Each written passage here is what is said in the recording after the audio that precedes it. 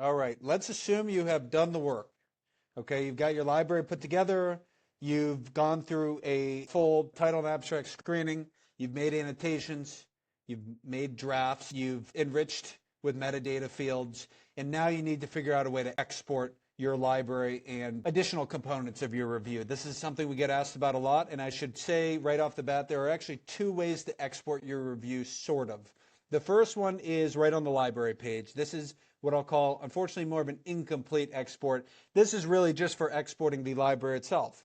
So I can export as a references list, or I can export as an Excel file. Indeed, this gets many, I would say most users, this gets you pretty much everything you need. The library is the most popular part of the site, and so you can export, again, all of these fields as an Excel file.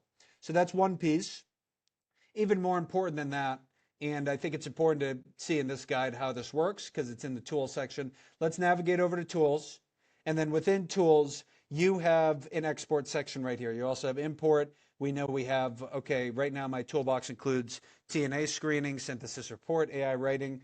Let me just, most of you will just jump into it, but just so you can see how it works, I'm going to pin that export button.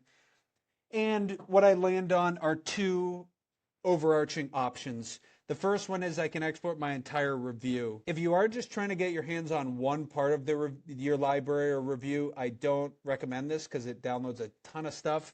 But let's just say I want to export the full review, then obviously I can name it and click export. You get a zip file with a ton of different documents and folders. Even simpler than that, jump into individual components. Maybe you want just your library, and there are many different ways in which you can export this. Or maybe you just want the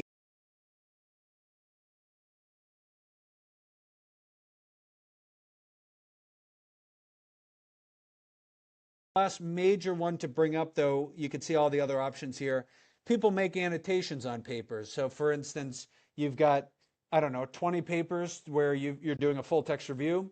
You highlight text via annotations. That text gets saved down to a database, automatically pulled out of the paper and saved down to a database. And if you have 20 papers with 10 annotations on each, you're dealing with 200 highlights.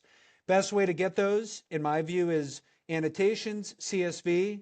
Maybe you'd want to name it, in this case, annotations. And when you download and export this, you can see it for yourself, but what you get is an Excel file, and it has all of the annotations you've made, the papers they match up with, and then any tags and comments you've put on those annotations. So this is the main way to